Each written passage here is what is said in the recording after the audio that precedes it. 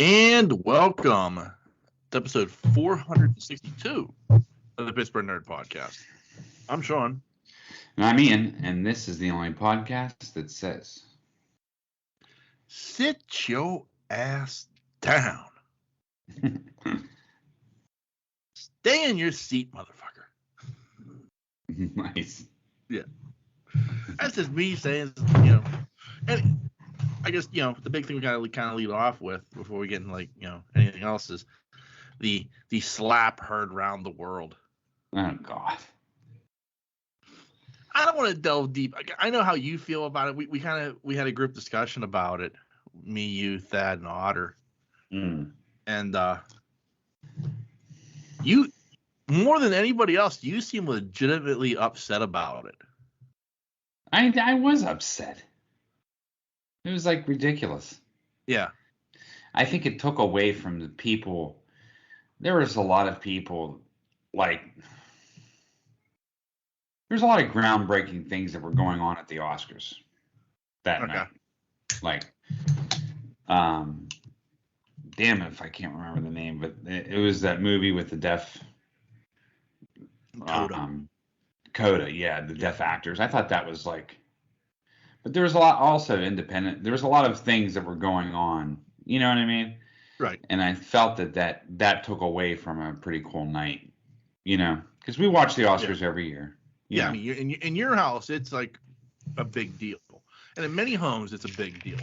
There's Oscar parties, people get together, they do the whole thing. They fill out who they think is going to win what, and they have prizes or whatnot. I mean, there are people who do go all out for it.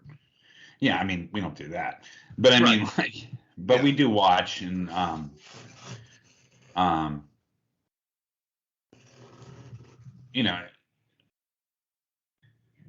for the deaf community, it's huge. I mean, it's a big thing, right? And I just thought, and not just that, but I mean, other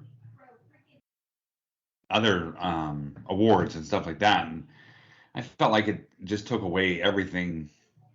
Right. It was just an idiotic move, and I think what upset me more was the sob story that came afterwards. I was like, give me a fucking break.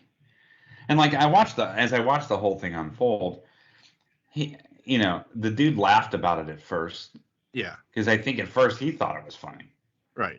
And then she gave him the nod and he went up there and did that. And I'm like, what the fuck? And then the sob story, and I was like, get the fuck out of here. I just lost so much respect for the dude. I was just I just couldn't believe it. You know what I mean? I was astounded. Yeah. I just couldn't believe it. And I mean, I heard what Jim Carrey said and stuff like that, and I haven't really went into it, that much, but I thought it was pretty, I don't know, just pretty low class. I don't know. I think the sob story upset me the most. Yeah. Up there crying and all your bullshit, and it's like, come on, dude. You know what I mean? Yeah. Yeah. Talk about hypocritical. It upset me. I was pissed off. I don't care who it was. Yeah. Do you know what I mean? Oh yeah. And I do like Chris Rock. You know what I mean? I think he's funny as fuck. He's like, and Rock is gonna do that. I mean, Rock's gonna come out and roast. I mean, that's what he does. Well, okay, first off, let me just say, I think the whole thing was staged. Okay. Okay, I do. I mean, there are too many things that make me think this was staged. But if it wasn't, if it's real, I think the thing that upsets me is it's one more comedy as a whole has been taken shot after shot after shot. Right. Over the past 10, 15 years. Right. Because of the woke society and, you can't make fun of people anymore and all this stuff. And I feel like this is like one more shot, if it's real, at comedy where Will Smith could just get up and smack you. Right. For cracking a joke about his wife. Right. You know what I mean? Like, I mean, that's how I feel. Like, I mean, it's like that's the part that bothers me more than anything. You know, you want to defend your wife, fine, whatever. But I mean, it's comedy. Right. You know what I mean? Like, so does that give like Joe Blow license when he goes to a comedy show and, you know, a comic makes fun of him or makes fun of his wife, does that give him license to go up on stage and hit the comic because you're pissed? Right. You know what I mean? Like, what are you expecting at a comedy show? Well, also, too, what pisses me off, too, is if I would have done that at Dairy Queen, my ass would have been in jail. And that's why I think it's fake. That's why I think the whole thing's a work. Because, I mean, like, and you hear the stuff about, like, well, they asked him to leave and he said no or whatever. No, he would have been escorted from the building. You know what I mean? Like, I don't care. That's what I mean. That's the other part of it. It was like he should have been out of the building. Yeah, like there's enough security. Like, I get, like, when he walked up on stage, nobody's making a move because it's like, oh, what's gonna happen here? We're gonna have some fun Oscar moment between Will Smith and Chris Rock, and when he gets smacked, like, security should have been rushing that stage. Yeah, and they didn't. But here's another thing too, though, is like at first I thought it was fake as well. I thought it was a skit, right? I was like, did he punch his stomach? You know what I mean? Yeah. Like, did Will Smith slap his gut? Yeah. To fake the slap. Yeah. You know, what was his other hand doing? You know what I mean? Yeah. Like the old thigh slap in pro wrestling. Yeah, exactly. You know. And I thought that's what was going on. And I looked at Lisa. I was like, did that just happen? You know what I mean? And then I was like, when Will Smith started talking, I was like, man, he's for real. Like, what I'm saying is, like, you wouldn't just say that at your seat. Even if it was a joke, you wouldn't be throwing the F-bomb like that. Right. Not at the Oscars. Here's the thing, though. Okay. Yeah. Like, if you look at Oscar ratings over the past 10 years, they have been slipping. Yeah. You know, it's becoming less and less of an event that people do watch. There are still people who do watch. And don't get me wrong, it still gets a great rating, but compared to where it was 10 years ago, it has dropped. Mm-hmm. And, like, for me, like, I didn't even know the fucking show was that night. Like, I had no clue the Oscars were taking place. You know what I mean? Like, that's how far off of my radar it is. So the only reason I know the Oscars took place is because of the slap. In all honesty, I mean, I've seen the meme, but that's the truth. I didn't even know the show was taking place that night. So to me, this is that thing, and this is why I think it's a work. It's that thing that generated buzz. People have talked about this for 4 days after the fact. It trended. Right. You know, there were news stories about it. Even Friday, Will Smith is stepping down from the Academy. You know, it's the story that won't end now. And it puts the Oscars back in that, well, anything can happen on live TV moment. Yeah. You know what I mean? Like, that to me is why I think, because, like you said, like, and don't get me wrong, as great as it is that this movie Coda did as well as it did. Yeah. In all honesty, the average person isn't going to watch that fucking movie. Yeah. You know what I mean? Like, you know, it's great. There's a lot of Oscar movies that are like that as well. Right, exactly. And that's the problem with the Oscars.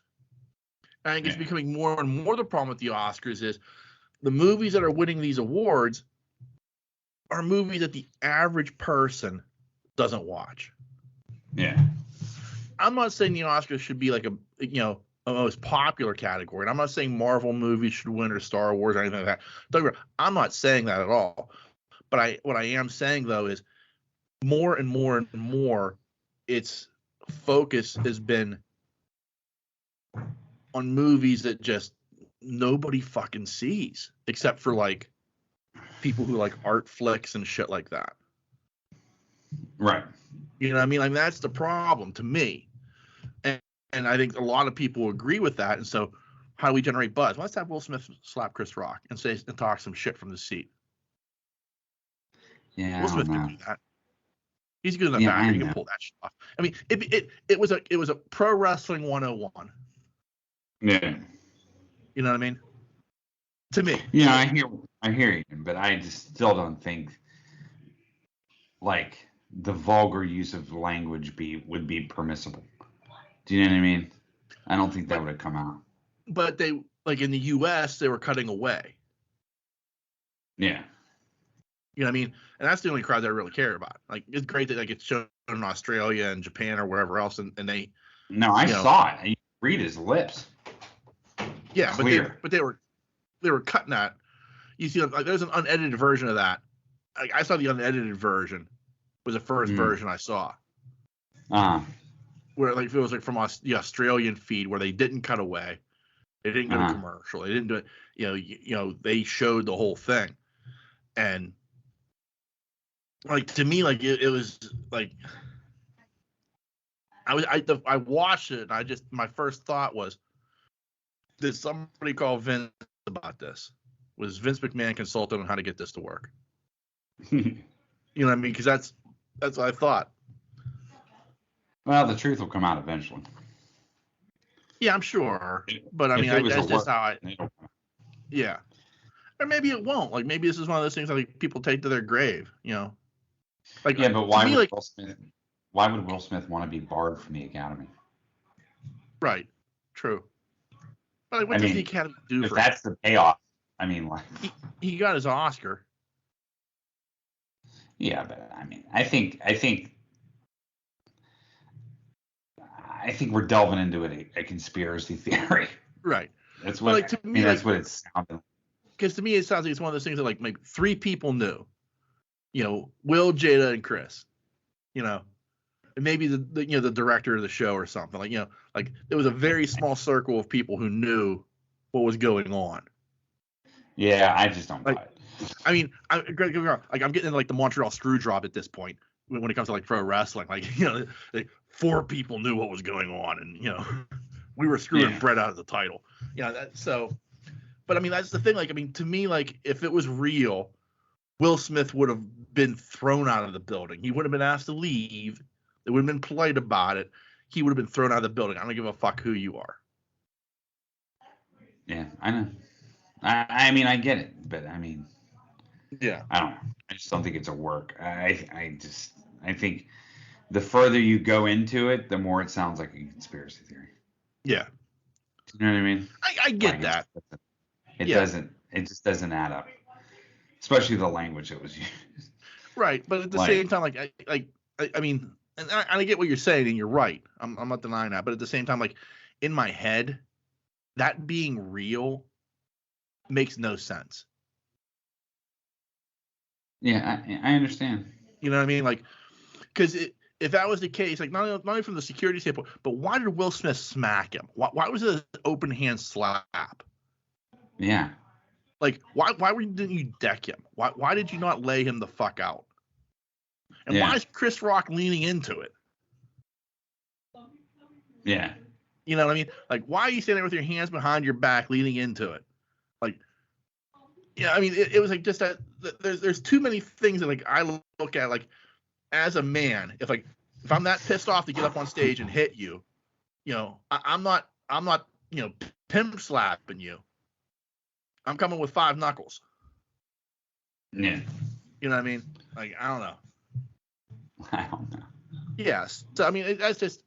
But I get what you're saying though, from the standpoint, like, if it's real, if it's not a work, if it's a shoot, like to me, it's low class from Will Smith, and more importantly, I feel like it's a shot at comedy. Either way, I feel like it's a shot at comedy because there are those just yahoos out there who did watch it, who, going to be like, well, how dare you insult my wife? I mean, if Will Smith can do this, so can I, Yeah. So. I But I mean, I do wish it was a story that would end. I wanted to go. Yeah. Well, did your family watch The Undertaker get inducted into the WWE Hall of Fame last night? I did when I got home. Did you? Bree's watching it now. Yeah. Yeah. It's pretty cool. Yeah. Was Lisa in tears? They're in Pittsburgh. Yeah. Huh? They're not. I don't know if she watched it yet. Yeah. They're out. I know. Ellie has a dance Taker was like her guy. She's not even home. I know Taker was like her guy. Oh yeah, he is. But yeah. What I'm saying is like she's in Pittsburgh. Like Ellie had a dance competition and okay, out by the airport. Yeah, so they're not even home. Okay. Yeah, I forgot about that. So I haven't even seen her. Yeah. They left Friday before I even got home. So. Yeah. By the way, I got you something today. You did? Well, you know where I was at. Yeah. Today? Yeah. Yeah. Here's the first thing. Okay. A copy of Clan of the Cave Bear. Yeah. Oh, that's tremendous. Yeah. That's probably an original copy from like 1970 something. Yeah, I don't know. They always signed in. Yeah. 81. 81. There you go. You read this 3 times. Wow.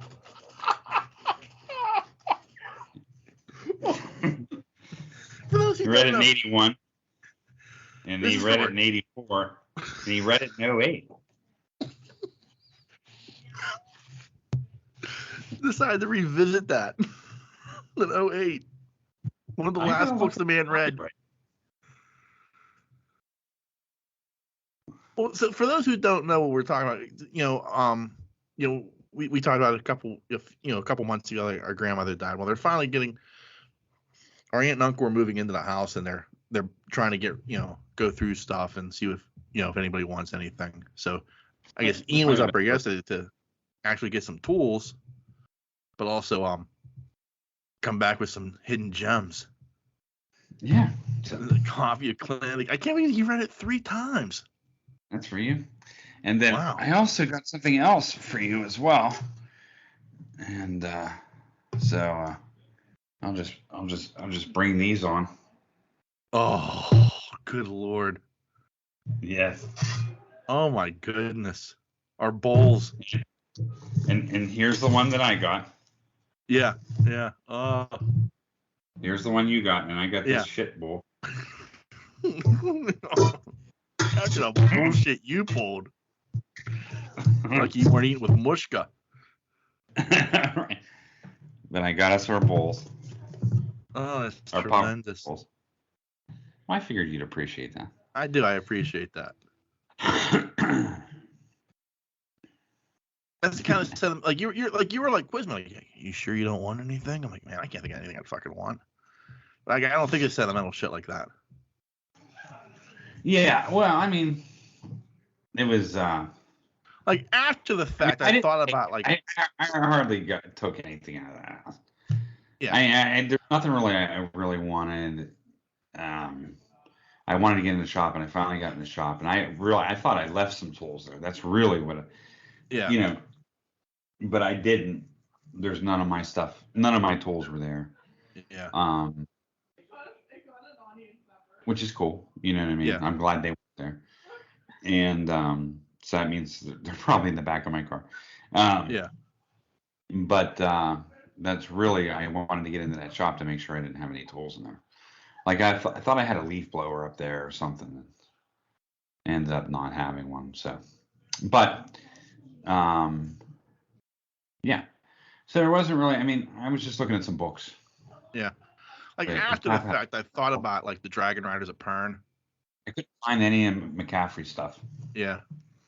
I looked on that whole wall because inside of his closet he had all of his books. Yeah. So I'm sure somebody grabbed that up. Zane Grey's, all those paperbacks, some like almost like pulp sci-fi, like the 50s, like weird shit, and but I couldn't find any of the McCaffreys. Yeah. So I was gonna give them to Ellie. I've been looking for McCaffrey books in like used bookstores so Ellie can read them because I think she'll really dig them. Yeah. And I just couldn't find them. Yeah, so I mean, I got that and a blanket or two, and that's pretty much it. I didn't really want anything else. Yeah. You know what I mean? Yeah. And I was like, oh. Then I saw the bear, and I was like, oh, it's got to go to him. And and then I saw, then I remembered the popcorn bowls. I was like, I wonder if they're still here. And yeah. Lo and behold, the bottom cabinet. Yeah. Let me show you this treasure I found. Yeah. You'll enjoy this. Can you see it? I can't read the name. Is that Matt? Is that Bubby Brister? No, it's Jim McMahon. Oh, Jim McMahon. Yeah. Sorry. No. Oh, now I see it. Now I see the skull. Yeah. Get that at. I was putzing around on eBay, and I always look these up, these starting lineup figures. I like to get a bunch of like older Steelers, like Louis Lips, Bettis, Bubby, Mike Merriweather, guys like that. And so I always look them up online, and I'll like look at them, and I'll be like, I should probably get one or two of these, and I never pull the trigger.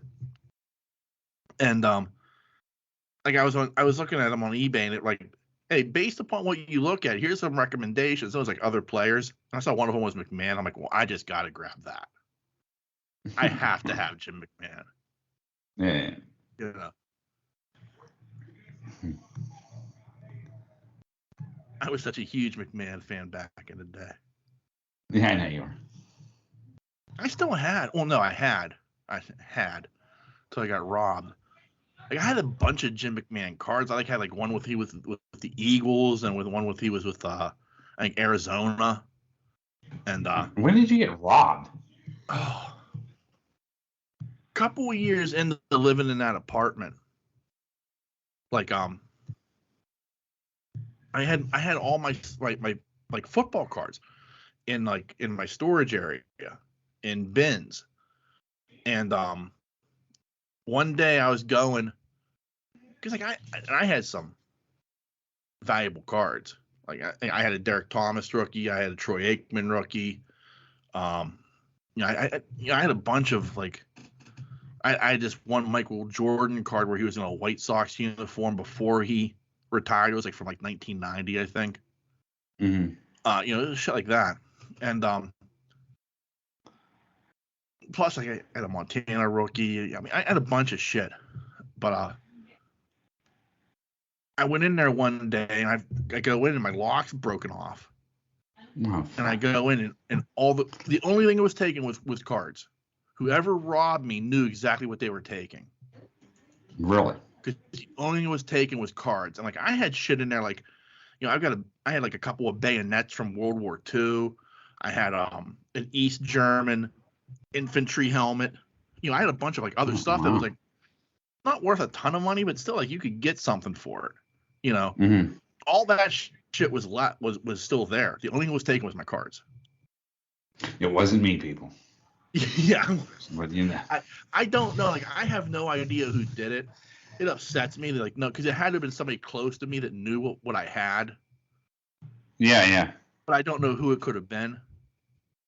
Yeah. And it's like upsetting because it's like I that was Like I had those cards, like going back to like 1980.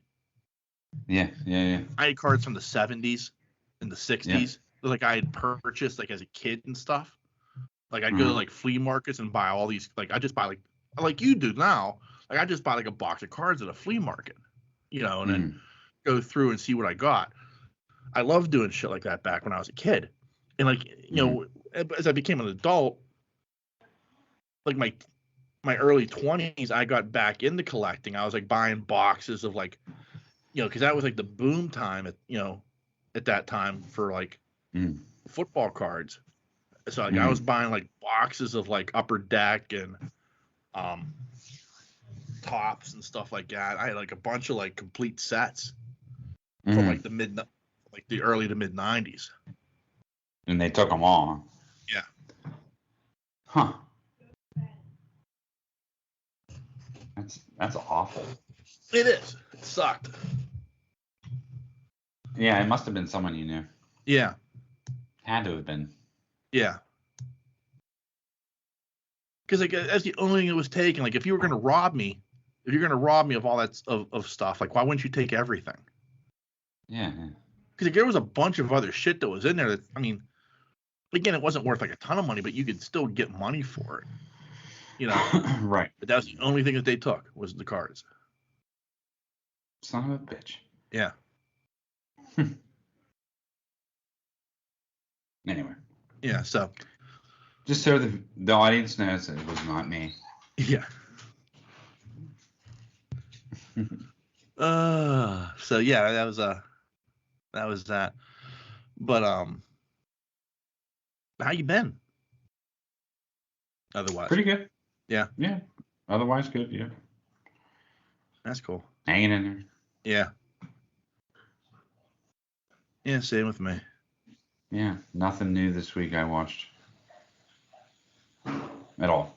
No, I did watch one terrible movie. But I watched that a couple weeks ago, but I don't think I told you. What was it called? Hold on. Okay. I got to find this one because I have to talk about it. Okay. It was fucking, I don't know. I don't even know how I even made it through the movie. Yeah. Black Crab. Did I tell you about that? No. This sounds like a fucking 70s kaiju movie. No. Okay. Okay, you ready? Yeah. Here's just the you got a 7.1. Yeah. You got a 7.1 out of 10 on IMDb. Okay, that's promising. So I was like, all right,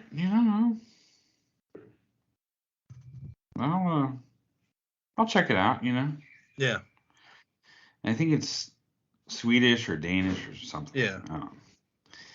It's in a post-apocalyptic world, 6 soldiers on a covert mission must transport a mysterious package across a frozen archipelago, right? Like a frozen, like the ocean, but connecting, Yeah, like long the Bering Strait between the Alaska. Yeah.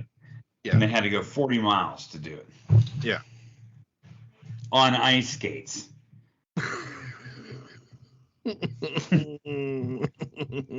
Yeah. Okay. Yeah. So, the first 10 minutes of this movie, they set the precedence. It's looking good. It's looking post-apocalyptic. Yeah. Scenes are pretty good. The street scenes are good. The shelters, outdoor type of things, camps look good. They come in on a train, freezing to death, but they're coming, that's how their transport is. Right. That's looking good. Looks like there's 2 factions. Never really got into the other faction, really, but I don't know, there's 2 of them, and end of the world type of shit and all this stuff. And so I guess what they did was like, well, she this woman, it's mostly about this woman. She gets off the freaking train, right? And it's a special assignment. Yeah. Okay. You've been requested. You can't go here. You have to go straight here. Yeah. Special assignment. they're requesting it at the top. Okay. Mm-hmm.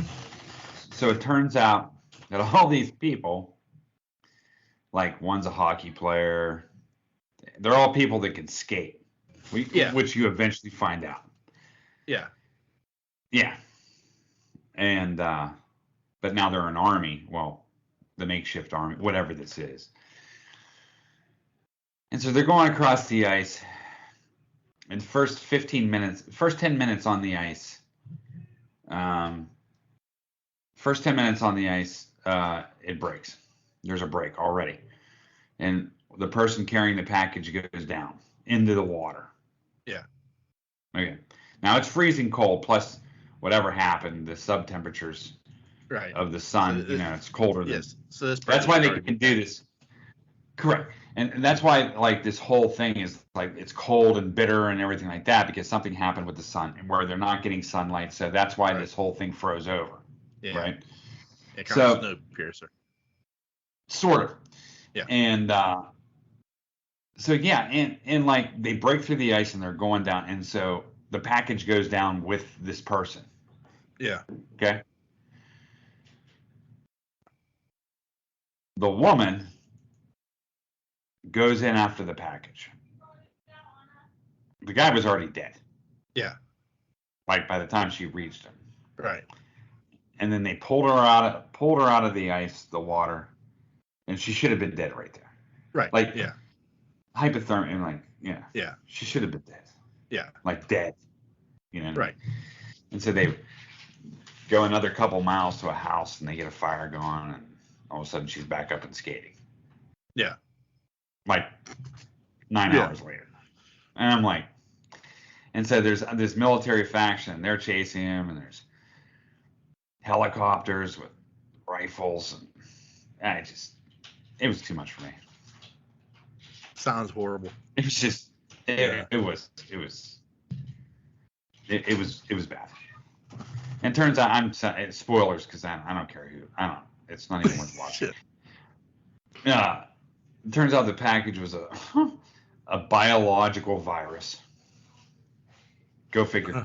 Yeah. And it was going to be used to drop on the enemy.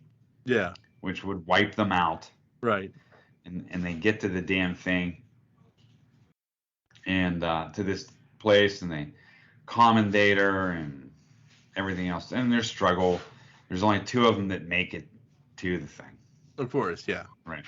Yeah. Everybody else dies on the way. Yeah. And they find out that it is a biological weapon, like halfway through the movie. And some of them are like, we shouldn't do this. You know what I mean? Like, others like, we should do this. It was this whole giant fucking mess.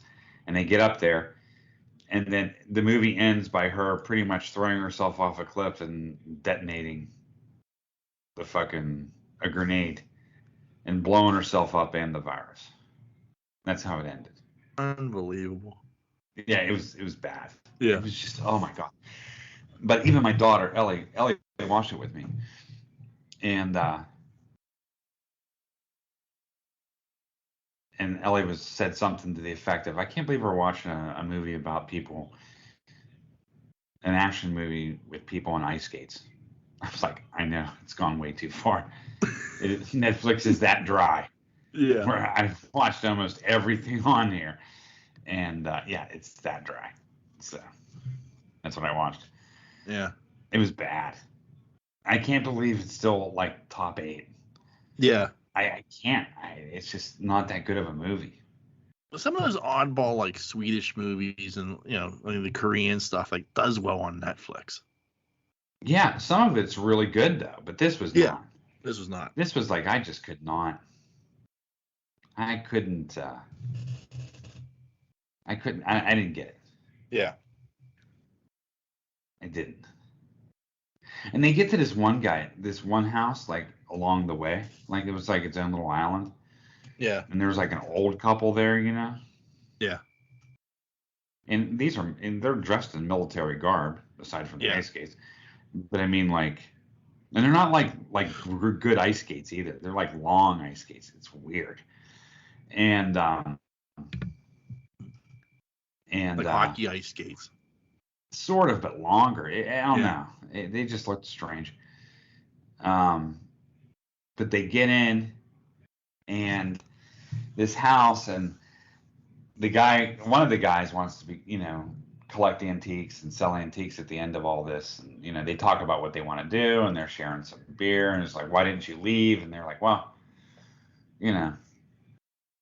we just didn't, and the woman drops her fork or something, and the fork hits the ground, and she goes down to pick up the fork. And the old man, like, 75 years old, has a gun mounted underneath the table, aimed right at the person directly across from her. Yeah. Do you know what I mean? Like, yeah, and then, like, she realizes it, and then the jig's up, and the guy fires, kills one of the soldiers. They kill him, which was actually the coolest part about it, because it was pretty bloody and graphic, and it was realistic looking, as weird as that sounds. And then the old lady pulls out a piece, and they kill her, and I'm like, so they were just collecting people that were trying to escape, or, you know what I mean? And they were just taking all their goods. They were like robbers. Yeah. It was fucked up. I was just like, and I get that too. I like the aspect of that, but it was just like, couldn't you made him a little younger? I mean, this is like, Nemo or something, the great whale. Yeah. It was insanity. What? I watched the first episode of Moon Knight. How was that? It's good. Yeah. The problem is I don't know anything about the character. Like, I mean, I know a little bit about the character, but so it's like it was a good introduction. It was a good first episode. I was like, oh, okay, I get it. I watched Picard. I don't think I'm gonna watch Picard again. No. No, I just can't get into it. I can't get into it. Every time I fucking start it, I'm always starting on. I end up falling asleep, and I always end up starting on the episode. I think I started watching the whatever her name was, Guinan. The Guinan. Okay, yeah. Guinan episode with her in the bar and the dog, and she gets rid of her dog and all that stuff. Yeah, I watched that. I made it about halfway through, and I was crashed. Yeah. So every time I start one, I just crash. So it's just kind of like, kind of universe telling you to give it up.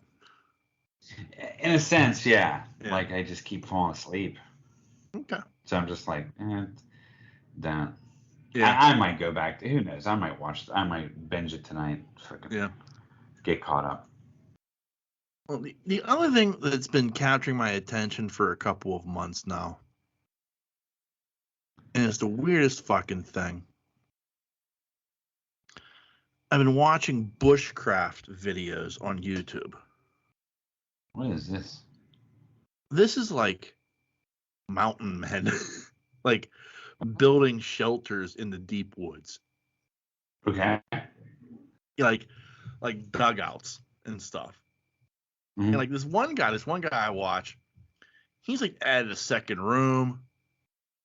He's building a sauna in there. Like it's like these guys are batshit crazy. Like the one guy I watch, like he keeps it kind of simple, but like it's like really ingenious how he does things, and he does it with like minimal tools.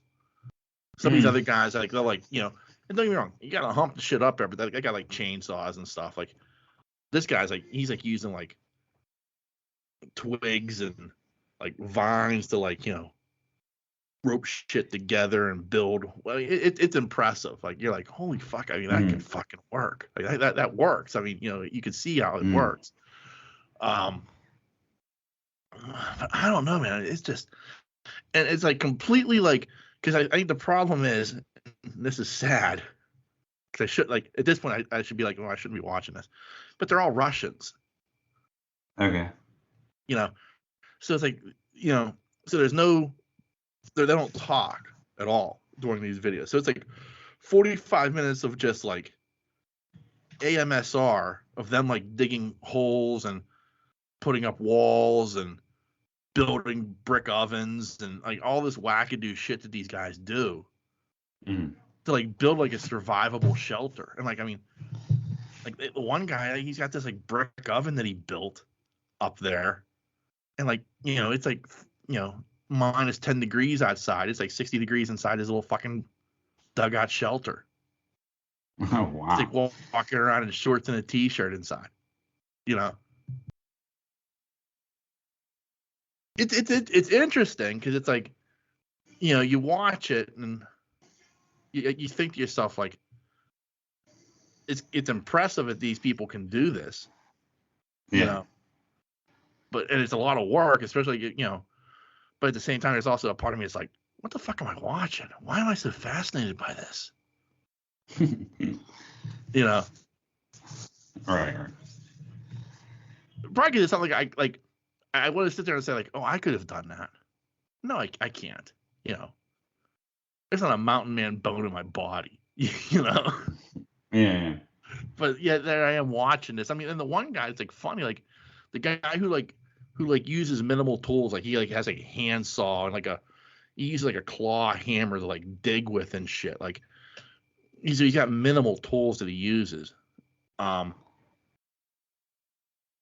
he's living like he's like not living, but like he's building this dugout shelter in like the middle of like wild boar country. Mm. So he's like got all these cameras set up like around the camp, like picking up like these wild boars, like just like trotting through his area and stuff. And you're just like, oh, fuck, you know. Meanwhile, he's in there snoozing away. You know, it's like, well, I got hooked shit. on that once there. Yeah. And it was all about shelter. Yeah. That was all about, like, that was the thing with that show, is the shelter. You had to get the shelter. Yeah. I mean, like, it was kind of cool because there was a time clock. Winter was coming. You got to get that shelter over, or you're done. You know what I mean? Like, there was can't fuck around with it for like months on end. You only had a couple weeks to get this shelter, which I found was cool. Yeah. Yeah, it's fascinating to like watch like. Yeah. Yeah. Because that's what I find fascinating. Is like most of these guys, like right now, like what they're showing is like it's in the winter, you know. Yeah. And it's like, you know, like the one guy, the guy who's got like the 2-room dugout shelter, you know, he's fucking walking up to, you know, he's got snowshoes on and everything, like to get up to his it's like he has this like and he's like, right, it's like well, this is like how I spend my weekends. I like to come up here and relax and add it on to it. I'm like, what the fuck? You know, it's like crazy. Yeah. And then there's always like a cooking section too. Like they always have like a little section where like they show them cooking like cooking their dinner. And it's like, you know, oh, damn, that looks good. You know, they're like cooking like, you know, pork or some sort of like you know, probably pork, like salted pork. They're like cutting it up and then putting it in the pan, and like they got like, you know, it's like you're like, oh, that's impressive. Okay, I can see that. If I could just build that stove. Yeah. See, I like the part where, like in the other show, where they had to kill their food and like I like that survival aspect. You know what I mean? Yeah.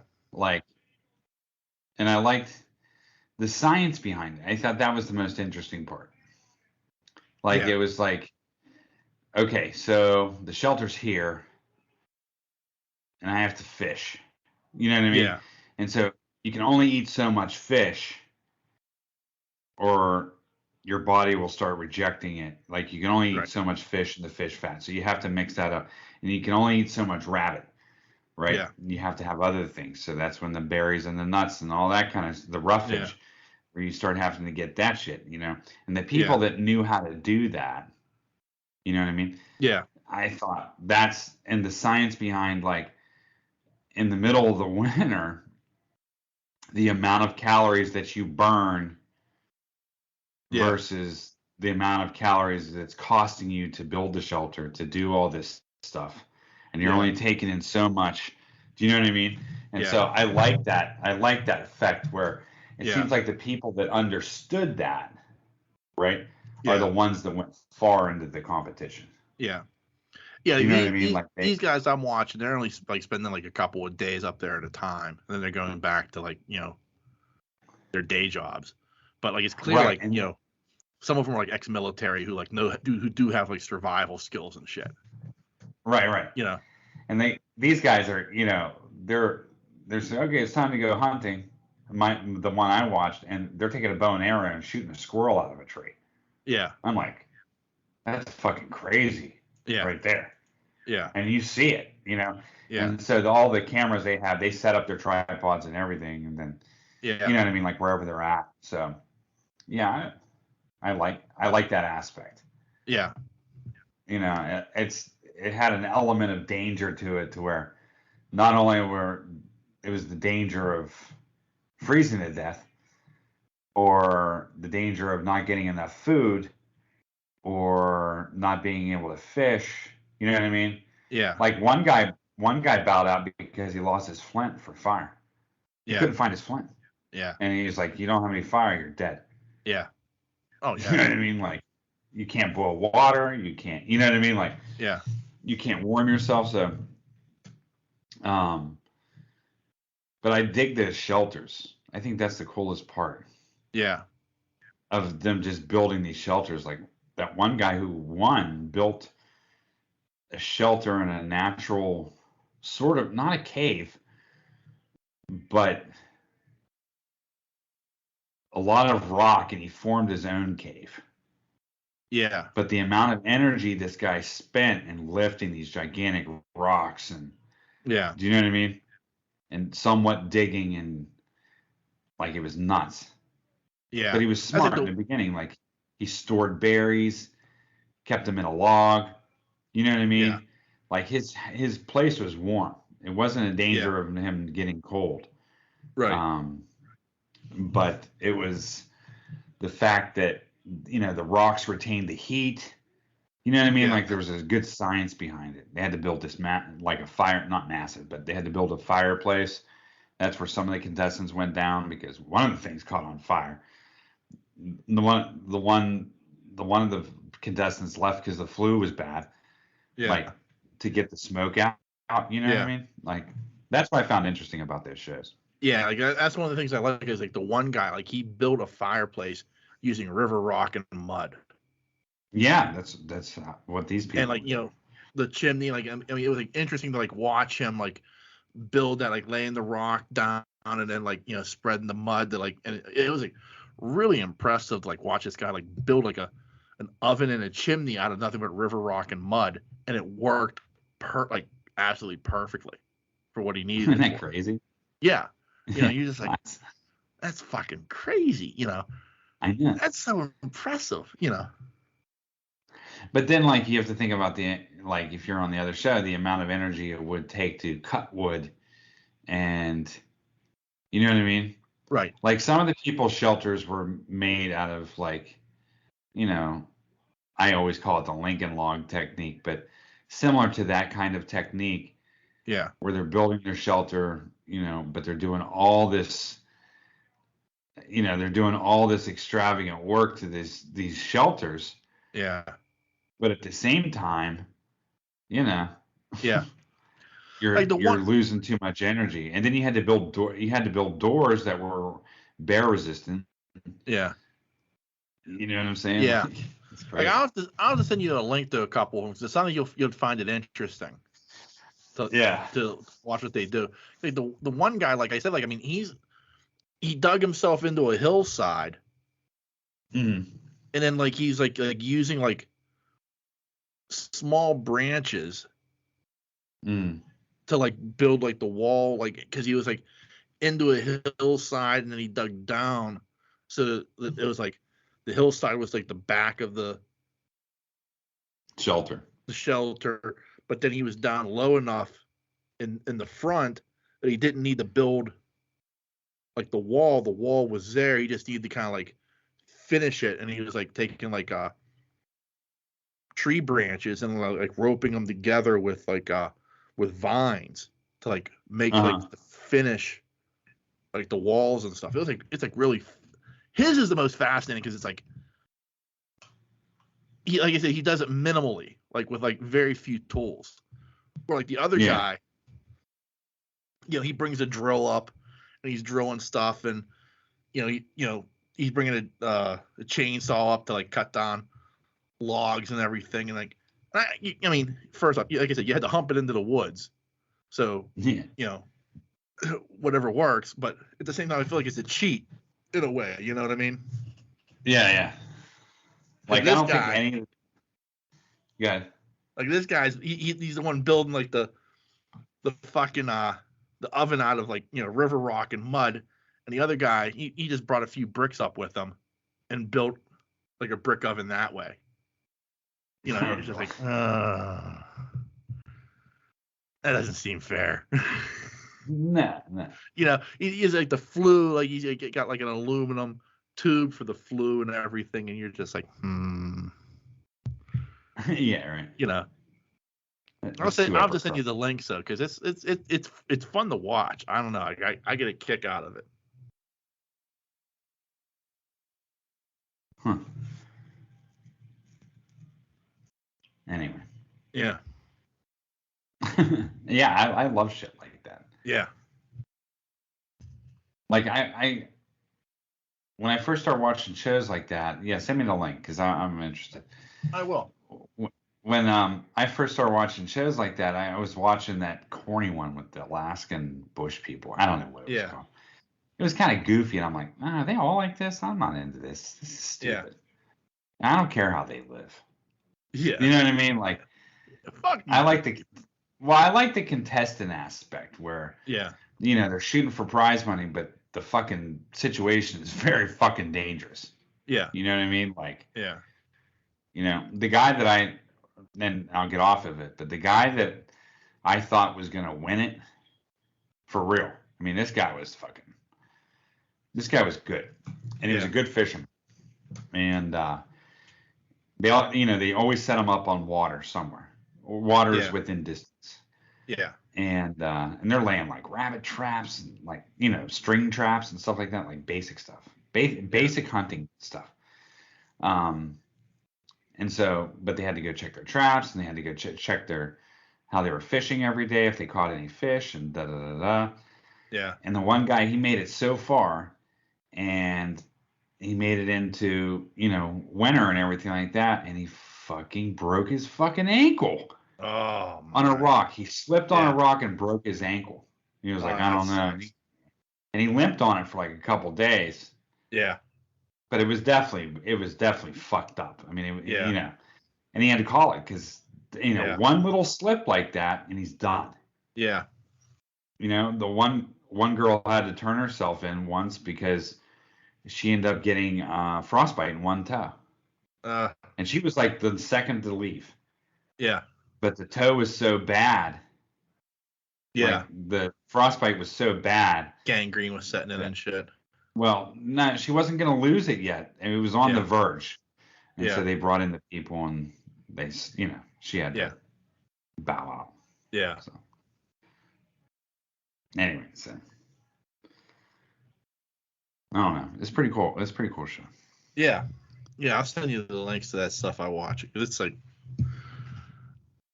it's just interesting to me. Like, it's like 25, 30, 40 minutes, and you're just like, wow, I can't believe I just sat here and watched that on my fucking phone. All right. Just laying in bed watching it. I know. Anyway, I've been listening to this podcast. Yeah. Even from work, and so anyway, you're recording. I've been listening to this podcast on the way to and from work, and they're so this was like usually they do like offbeat murders. They don't usually cover serial killers and murders and weird things like that like they don't do Ted Bundy and shit like that. They do kind of like off the cuff kind of stuff. And but he was interviewing this was like a extra. He was interviewing Deadbug. Have you ever heard of Deadbug? No.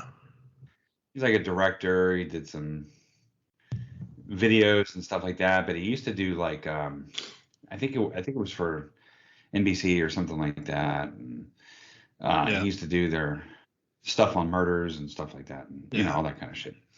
And then he kind of went like, I don't know, like in his own thing. So I guess there's this thing in Japan or in Saga. It's called the Saga Mihara murders in Japan. Uh-huh. Yeah. Have you ever heard of that? No. No. So. No. Okay. So what makes this story interesting is, from what I was reading on, like, I can't really find much of it online because I think Japan has like shut that shit down. Yeah. Like this guy went into a home for mentally disabled people, and killed 19 people and injured 37 people with knives. Holy hell! And he taped knives to his hands. Yeah. I guess. And I guess there's video. I haven't found it yet. I don't know if I want to search for it or not, because it's like, I don't know what part of the web I'm going to be on. But he, like, while they were in their beds, there's a video camera of it, and he's just killing them. Yeah. All these people. So I guess what this guy did was he kind of went, well, what was the reasoning and stuff like that. So I guess there's this, I don't know how to keep this PC.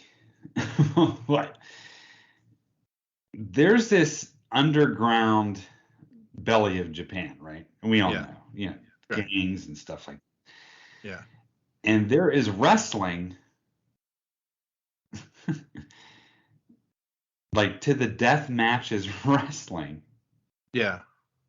For people that were living in these homes. Yeah. Do you understand what I'm saying? Yeah, I get what you're saying. Yeah. So I mean, basically, it was like bum fights in a way. Like realistic, like it's like death match type shit, but like for real. Yes, and you know how extreme Japan is about. Anyway. Oh yeah, exploding rings and shit like that. Yeah, I know. I know all too well. Well, I guess it's run by the gangs and the mob families and stuff. And apparently it's huge. Yeah. But underground. Do you understand what I'm saying? Oh, yeah. And they call it something over there. Yeah. Okay. So it begins with an R, and it's bad. Yeah. I get what you're saying. Right. Yeah. So I'm not going to say wrestling. Yeah. That's what they call it, right? Yeah. And this is underground thing. And so I guess this guy dug deep into this somehow and found out that, I don't know, that he was this guy that did all the murders, I forget his name. He was partly like getting them there and stuff. Yeah. That makes sense? Okay. Yeah. He was looking for talent. Yes. But I think he also worked. But I think he worked in the place, I think, as well. Yeah. And so what he was doing. Yeah. So what he was doing was he was fixing the fight. Okay. Right. Yeah. And so he was saying, "Well, you're gonna lose." Yeah. Not necessarily die, but you're gonna lose. Yeah. And he was betting. Right. The Vince McMahon of this. Yeah. He's setting up the storylines and everything. Right. So he was betting on this and like winning lots of money. Yeah. But he was winning lots of money from the mob. Yeah. Do you understand what I'm saying? Like Japanese, whatever. And so all of a sudden they stopped like listening to him and stuff. Yeah. You know what I mean? Like they weren't doing it anymore, They refused, I guess. I don't know what happened, but anyway, when they found him in his apartment, he had like something like $4 million. Yeah. And like he admitted to the murders, I guess, and he just killed all these people. And it was, I guess, well, that's not what the article says, but I guess through this guy's research and everything that he dug into it and found out this is what was going on. So the guy had, he was losing either way. Yeah. You know what I'm saying? Like he's going to get a jail. Yeah. Right. Or he's going to die by for Yakuza's taking, for rigging the fights, fingers and hands. Yeah. So I guess it had been the deadliest attack in Japan since World War II. Like, you know what I mean? It just doesn't happen there. You know what I'm saying? Yeah. On a murder level of that much, Yeah. Like, yeah, he killed 19 people, injured 37 severely. Yeah. With knives taped. Yeah. Fucking crazy. It was the most whacked out. It was the most whacked out thing I've ever heard in my entire life. Yeah. I had never heard of it. And I guess Japan just shut that shit down. They were like, nope, this is not. Yeah. Not going to get out on, because you can't, it's hard to find on. There is no honor in this. Shut it down. Yeah. Yeah, it was crazy. So I guess, like sumo's the top, that's the top thing, sporting thing in Japan. And this is like second. This is like second. Yeah. You know what I mean? Like this is like number 2. Yeah. People are going to see this in underground clubs and fucking whacked out. I just, when I listened to this interview with Deadbug, it was just like, holy hell. And this guy's got cred, you know what I mean? So, but he has, like, there's no filter or anything like that when he's talking and stuff like that. It's like something out of like a sci-fi movie. Like, it's like Running Man-ish. Yes. It's fucking crazy. Except, with the mentally disabled. Like, that's horrible. I mean, like, fucking awful. Yeah. Anybody want to see the real Olympics? You know what I mean? Like, yeah. Holy fuck. I can't even believe. I mean, the murders are outstanding by itself, right? Yeah. But I throw this aspect into it. Oh yeah. Yeah, it's like a whole different animal. Yeah, like, well, here's a mace, and hit him. You know what I mean? Yeah. Like, what the fuck? Crazy. Yeah, it's crazy, like a scene. Crazy. It's like a scene in The Dark Knight where the Joker breaks the pool cue, and I got a spot for one guy. Yes. Make it quick. Exactly. I just watched it today. But it's exactly what was going on. It's sick. Yeah. It's deplorable. I can't even believe that even exists. No, neither can I. I can't even imagine. Like bum fights, like, are even like I thought that's like as low as you could go. Like, we're gonna take 2 homeless people, we're gonna make them fight for a sandwich. Right. I mean, how deplorable can you fucking be? But this makes bum fights sound like entertaining. Like, unbelievable.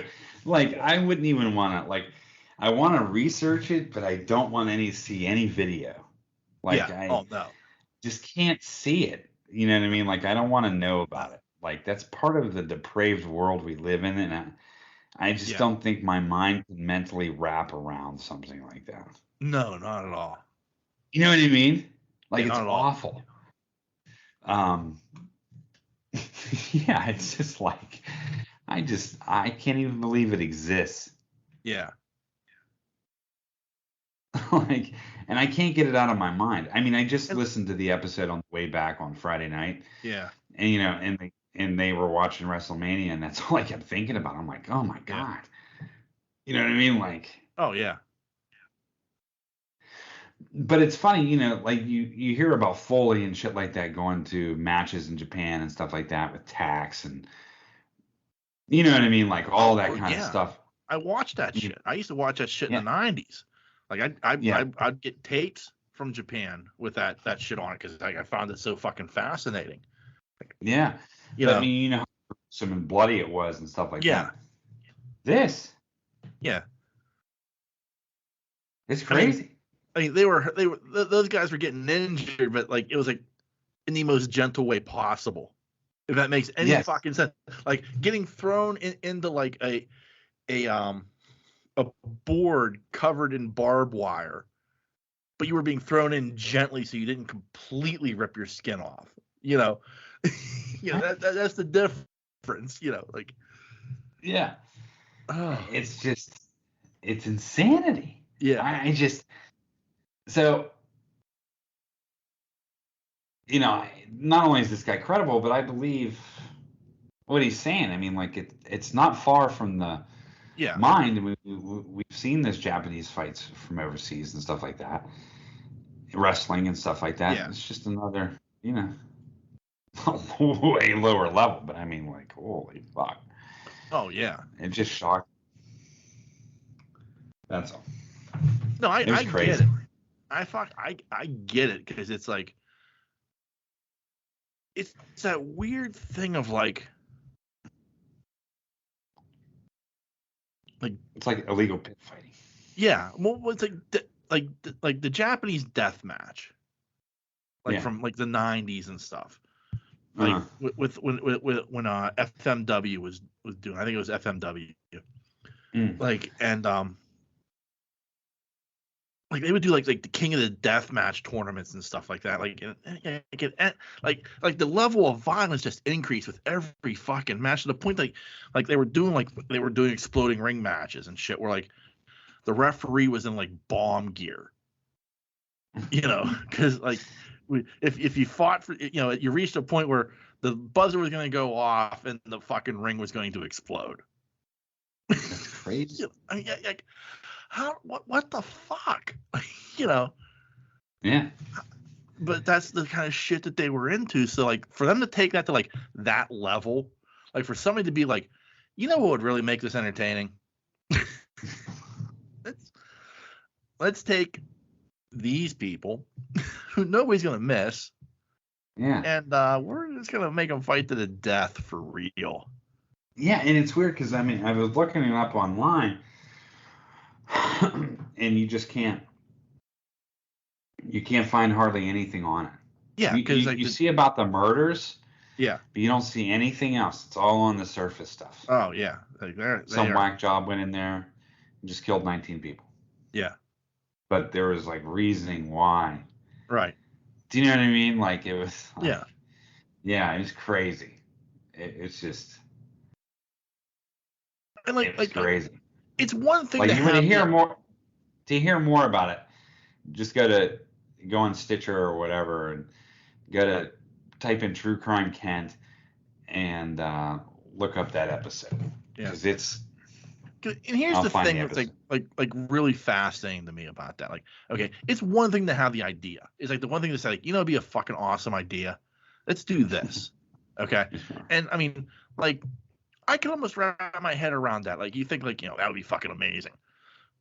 But like to like be in the audience, like that's the thing that like it's like Roman Coliseum type shit at that point. Yeah. Except for the uber wealthy. You know what I mean? It's not you or I going to see this shit. You know, it's the upper crust of it's the upper crust. It's the upper crust Thunderdome. Yeah, and you know, but it's the Roman Coliseum. You know. Yeah. Yes. You know, that's True Crime Kent, and the episode is True Crime Kent bonus talking to Deadbug. Okay. And then they're talking, and eventually it comes on. He talks about, you know, that kind of stuff. Yeah. Like, it's crazy. Like, I don't know who's worse, like the person who came up with the idea or the person who's sitting in the audience enjoying this for their entertainment money. Yeah, you know what I mean? No. I can't get over it. Like, I feel guilty a little bit, in a way, for going to ECW shows in the 90s. Because of this, like, especially like the headshots and stuff that those guys took, the way they bled. Like, it's like one of those things where it's like, I kind of, knowing what I know now, like in the 90s, you knew nothing about CTE and shit like that. Like, watching guys get hit over the head with like fucking chairs and cookie sheets and whatever the fuck else was brought to the ring was entertaining as fuck. But I didn't know a damn thing about CTE back then. Today, I look back at that, I feel a little bit guilty about it. Like, almost like I was like some bloodthirsty, like, Roman citizen who was like, feed them to the lions, feed the Christian to the lions. That's how I feel about it now. Like, looking back at it, like, I feel a little bit guilty for like enjoying that, just maybe a little bit too much. Yeah, it kind of taps into that center of their brain of like primal carnage. Yeah. You know what I mean? Like, well, I didn't know that existed. Yeah. You know what I mean? Like, yeah. That's and crazy. Like, so like that was me watching like professional wrestling, but it was at the extreme level, near death match level. These fucking people, like, you're going in, you know what you're getting, what you're buying a ticket to see. Yes. You know what I mean? There's no mistaking this. Right. It's nuts. It is, dude. It's crazy. Yeah. So anyway, yeah. So I've been hooked on this. I'm like burning through episodes.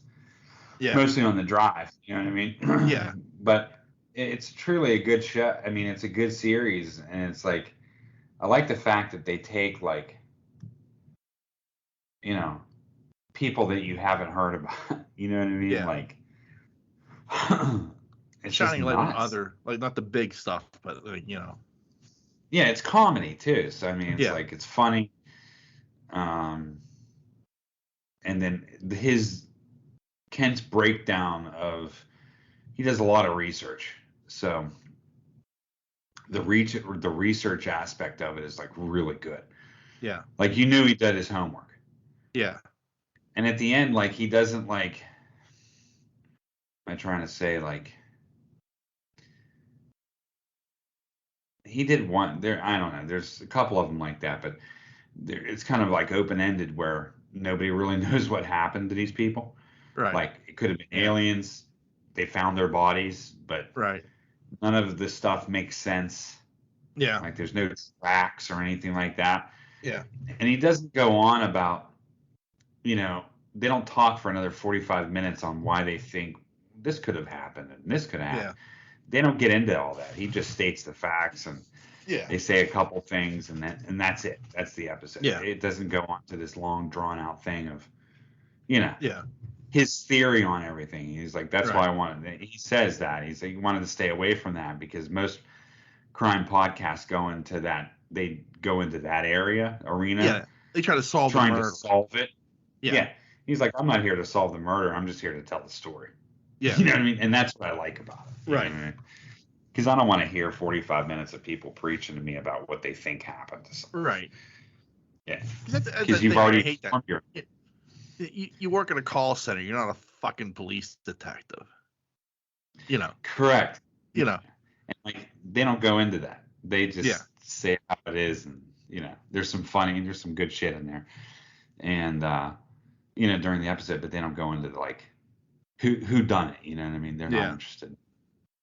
That's why I like it. Yeah, it's like that meme I saw a couple weeks ago. It's like, suddenly all my friends have gone from being infectious disease experts to international diplomacy experts. Yeah, exactly. So it's like, come on. You got no fucking clue what you're talking about. You just watch one too many episodes of Unsolved Mysteries. Yeah, exactly. So anyway. So, well, before we call it an episode, I did want to mention, I'm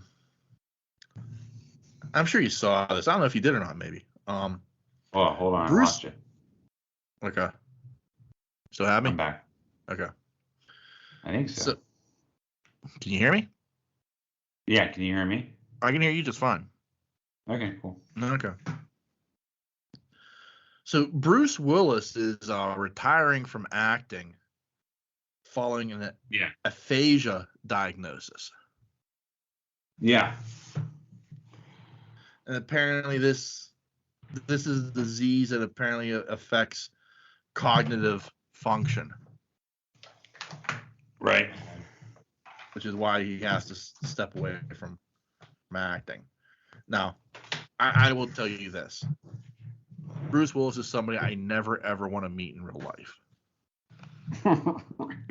You know what I mean? I mean, just the stories I've heard about, not just from Kevin Smith, but from other people you hear about. Like he's an awful human being. Right. But I wish him well. I don't want this. I think this is a shame. I'm not at all. I don't think anybody should suffer like this. I think it's awful. I love his movies for the most part. Right. He's been an actor who's been a part of my life since Moonlighting. Right. In the mid '80s. So he's somebody who's whose acting career I've been following for a very long time, and he's done a lot of things that Die Hard, The Fifth Element,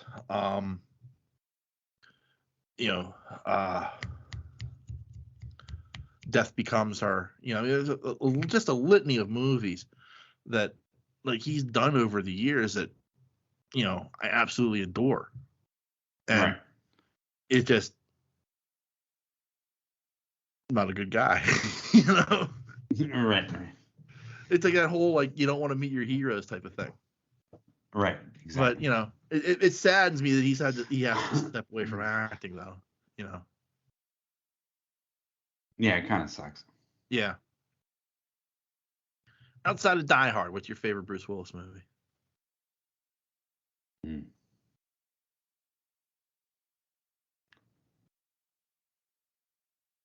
Probably Armageddon. Yeah, I'm going with I liked him in Armageddon. Yeah, I liked him in Armageddon too. I like Armageddon a lot. Armageddon's like a remote control movie. If I'm flipping through the channels, I see Armageddon's on, I'm just putting the remote down. I like his character in Armageddon. Yeah.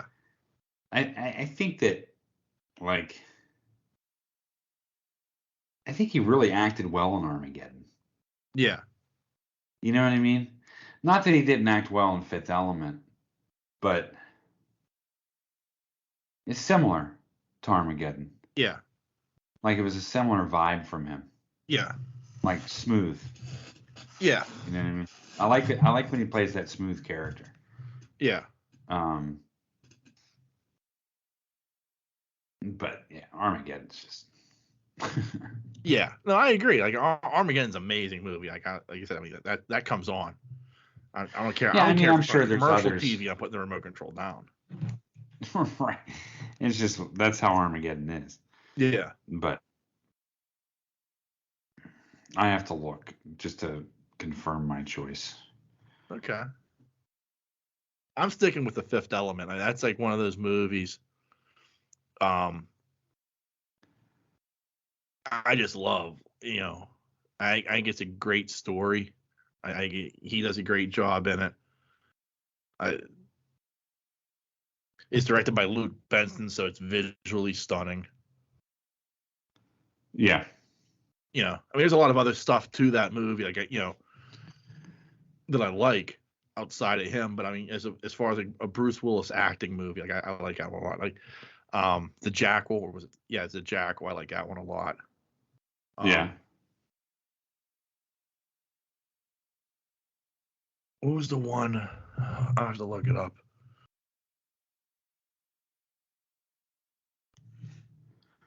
Because there was one that it was like a military movie, and it was one of those deals where I'm watching it and I'm just like,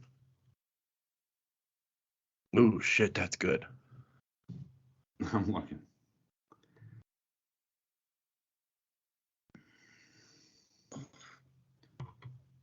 It's good in Fifth Element too. God. The Sixth Sense was good. Yeah, Sixth Element. The Sixth Sense. That's what I meant. Yeah. Unbreakable was another good one. Yeah, he was good in Unbreakable. Yeah. He's got a lot of bad movies. Yeah, I mean that's the thing. I don't know. I don't know if he had gambling debts or what. He made a lot of shit. And exactly. Is he bored? Yeah. He was good in Like, Red too. I liked him in Red and Red too. Like I like those two movies. I'm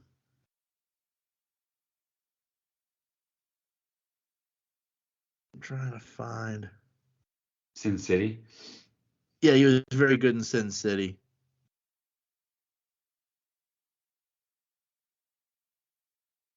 Tears of the Sun. That's the one I was thinking of.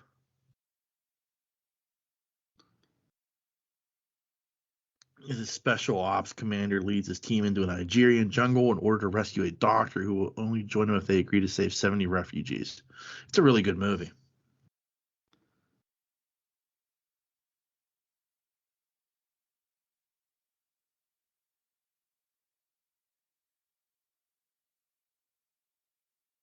The whole 9 yards was really good.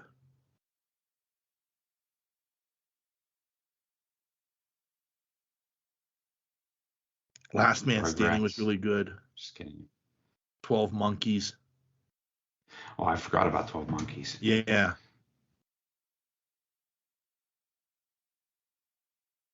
I forgot he was in 4 Rooms. Oh, yeah. Yeah. Pulp Fiction. The Pittsburgh Classic, Striking Distance. Yeah. The Last Boy Scout. I forgot about that one. Mm-hmm. Hudson Hawk. Hudson Hawk. I like Hudson.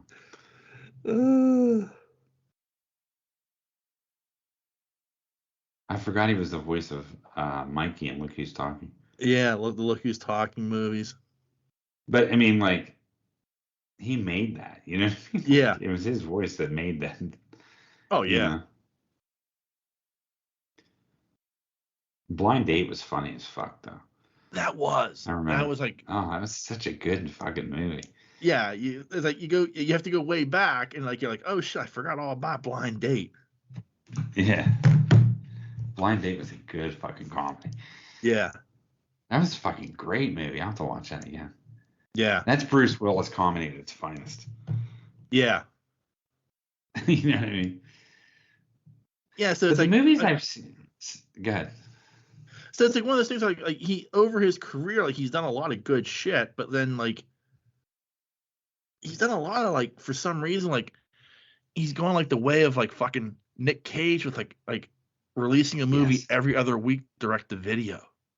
Yes. You know, and you're like, what the fuck, man? I don't know if it was like I need to make some money because I know I'm sick. I've seen some bad shit on Netflix with Bruce Willis. Oh yeah. Where it's like, you know, the last movie I watched with him, that space movie, there was a point in that time in that movie where I was like, is he drunk? Yeah. Because I mean, like, is he on pills or something? Because I mean, I could not like his acting. It's not necessarily that it was bad. It was just not there. Yeah. You know what I mean? Like it was just like, yeah, he's just getting a paycheck for this. I can't even. Yeah. You know what I mean? Like, it's like I watched. It was like funny because like after we recorded last week on Sunday, I ended up watching G.I. Joe Retaliation. Oh, did you? Yeah, because it was on. I'm like, well, let me see if it was as bad as I remember, and it was. And part of the reason was Bruce Willis. Yeah. Like you could tell, like it was like, yeah, I'll make a fucking G.I. Joe movie, and you'll pay me well for it, and I'll just cash it in. Yeah. But then he does something like Red and Red 2. Yeah. Where it's like, wow, this is really good. You know what I mean? Yeah. Yeah, and like it's like his interactions with him and Malkovich is phenomenal. Yeah, exactly. It's like it's great. Like it's like almost it's like okay, well I'm across from a very good actor. I have to bring it today. Yeah. Whereas like with Cop Out, it's like, well, it's Tracy Morgan. I don't have to do as much. Exactly. The Clerks guy directing this. That's what I mean. Like it's just so weird. But like I would at least give like Nicolas Cage this much credit then. Like at least like with every single movie he makes, no matter how bad it is, he's trying his best. Yeah, he is. He's made some real fucking turds over the years because of the debt that he accumulated. And he at least tries. You know, it may be a fucking the turdiest of turds, but he's shining it up as much as he can. Yeah, I guess so. You know, I would leave. We're like with Bruce Willis, like you're right. Like he's just he's just kind of walking in, delivering his lines, and walking on. Yeah, You know? I guess you're right about Cage. He brings it. I mean, to the movie, it's just some of the movies are just so fucking bad. Agreed. But at the same time, like I said, I mean, at least like you can't look at a Nicolas Cage movie, no matter how bad it is, and say, well, he was bad.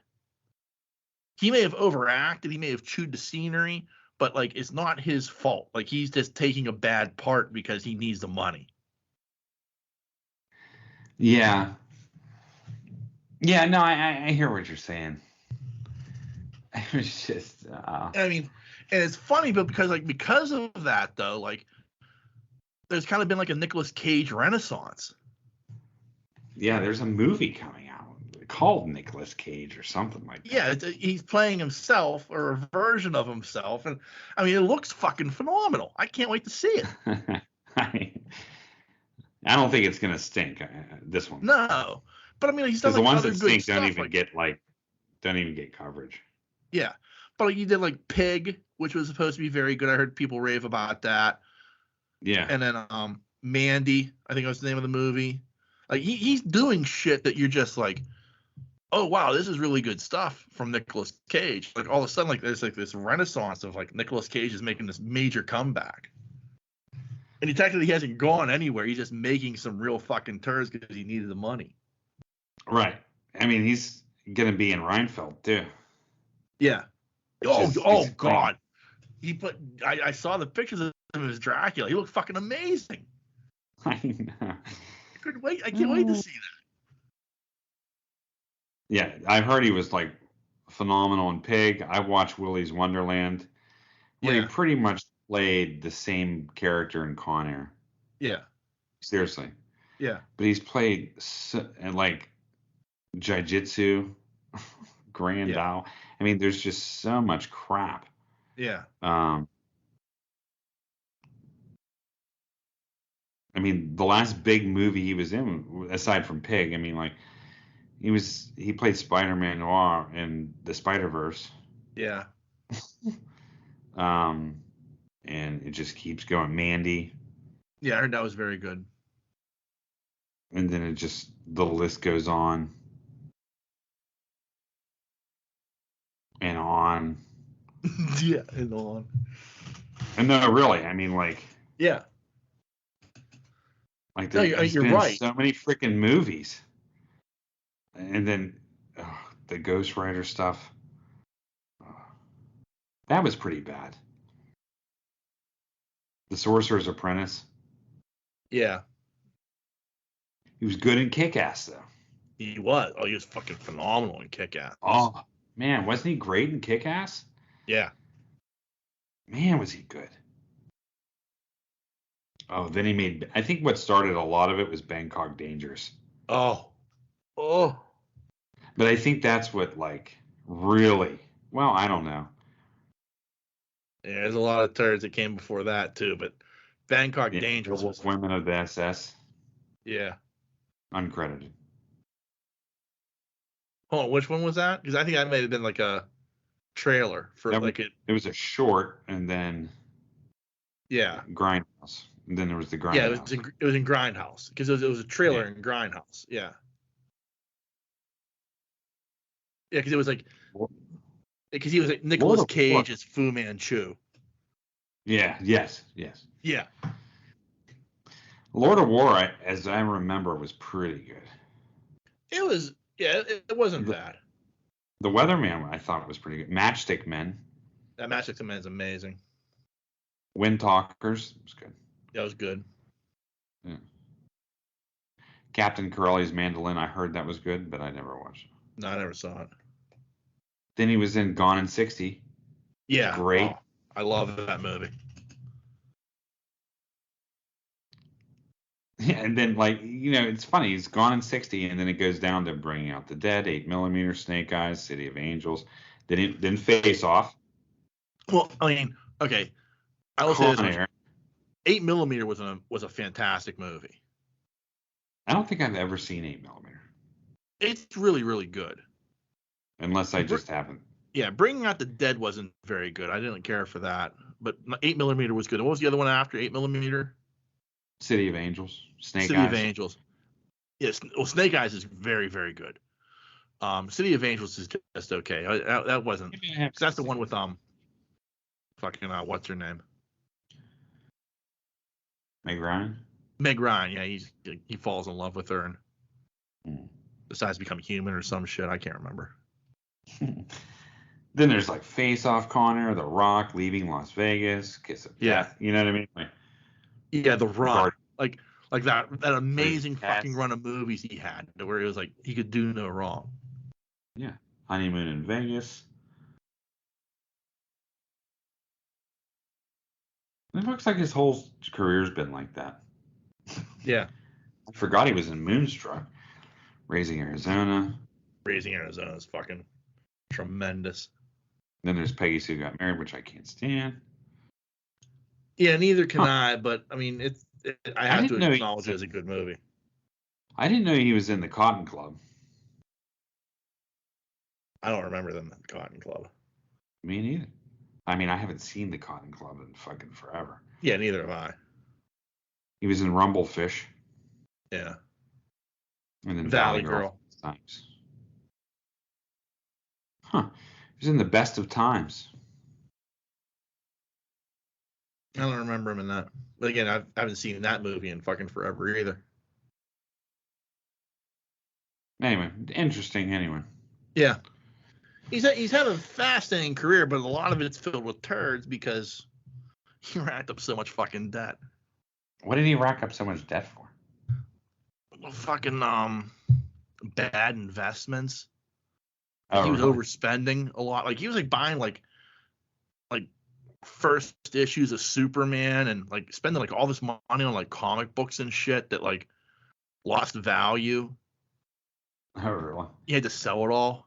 You know, yeah, he he was like at one point he had bought like a private island. I mean, he was like spending more money than he had, and he racked up all this debt. Huh. Plus, you know, divorces. Right. You know, so I mean, he just kind of fucked himself over financially like several times over, to the point that like, he had to like dig himself out of the hole by working every fucking day. You know. Right. Yeah. Yeah. All right. Anything you'd like to add to the proceedings? No, man, I'm good. All right. Well, two quick things. Two quick things before I forget. Number one, for those who are interested, we discussed it a little bit with some of our friends, but we will no longer be recording at the Nerd Corner. Okay. They apparently have been shut down. Oh, okay. Yeah. Outside of any legal entanglements that they may or may not have. We're not going to get into that. It's all alleged, but more importantly, they are just shut down. So we are currently looking for a space to like record at once a month. Don't know where. Yeah. But I'm looking around. And the second, I'm not going to delve deep into it. I'll tell you more about it off the air. But we just want to give well wishes to our friend Stork, who apparently has some health issues, and we just want to T's and P's to him and Peacock. Yeah. So yeah, you're in our thoughts and prayers, my friend. Yeah. So remember, there are a number of ways you can reach out and touch us. You can send us an email. Like email address is pittsburghnerd@yahoo.com. We're also on Facebook and Twitter. Just search Pittsburgh Nerd Podcast. We're very, very easy to find. And lastly, as always, we want to thank. We're also a member of a number of podcasting networks. I don't want to forget them. We're on the Tangent Bound Network, the Weeby Geeks Network, and the Pod Breed Network. Just give them a Google search, and you can find all the other great podcasts that they have to offer. And of course, lastly, as always, I want to thank you, dear listener, for checking us out each and every week. Can't thank you enough for that. And That's it. Cool. So on that note, the dreamer has awakened. Peace.